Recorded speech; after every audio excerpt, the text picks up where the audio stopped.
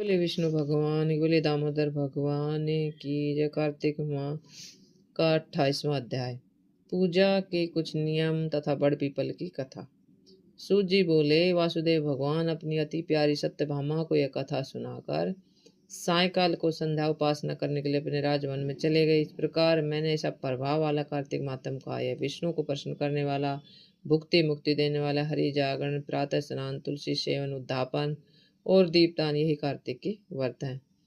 इस प्रकार इन पांचों व्रत वाला कार्तिक मातम भुक्ति और मुक्ति को देने वाला। ऋषि बोले, विष्णु जी को प्रसन्न करने वाला, अत्यंत फल देने वाला, रोमांचकारी ये कार्तिक व्रत इतिहास समेत आपने कहा। यह कार्तिक का व्रत पाप और दुख के दूर करने के लिए, मोक्ष का और काम भोग की इच्छा करने वाले को अवश्य करना चाहिए। यदि इस व्रत में मनुष्य संकट में पड़ जाए, गहरे वन में भटक जाए, रोगी हो जाए, तो यह शुभ व्रत कैसे निभाया जाए, क्योंकि यह व्रत अत्यंत फल देने वाला है, इसलिए यह त्यागा भी नहीं जा सकता।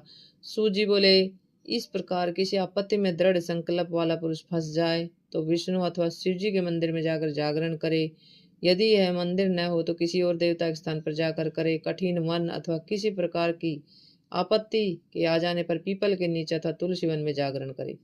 विष्णु के मंदिर में विष्णु सहस्त्र नाम का जाप करे तो 1000 गऊ के दान का फल प्राप्त होता है। बाजा बजाने वाले को वाजपेय यज्ञ का, भगवान के आगे नाचने वाले को सब तीर्थों के स्नान का फल मिलता है।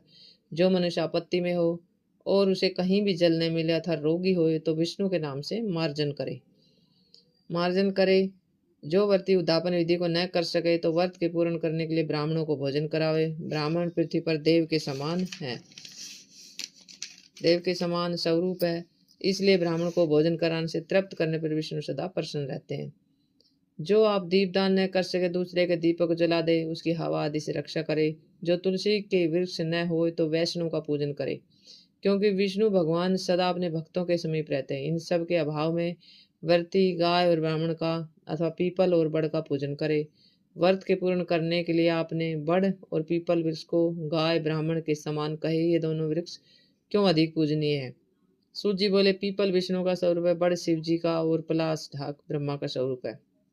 ऋषि बोले, ब्रह्मा विष्णु और महादेव वृक्ष कैसे हो गए है धर्मज्ञ, हमसे कहो, इसमें हमको बड़ा संदेह। सूजी बोले, एक दिन शिव पार्वती भोग विलास कर रहे थे। उसी समय ब्राह्मण का रूप धरकर अग्नि और देवता उनके विषय भोग में विघ्न करने के लिए वहां आ गए। तब पार्वती ने विषय रूप सुख में विघ्न होने से देवताओं को श्राप दे दिया। पार्वती जी बोली, कृमि और कीट आदि भी विषय सुख को जानते हैं, उसमें तुमने विघ्न किया, सो देवताओं तुम सब वृक्ष हो जाओ। सूजी बोले, इस प्रकार पार्वती के क्रोधित श्राप से सब देवता वृक्ष हो गए। हे मुनि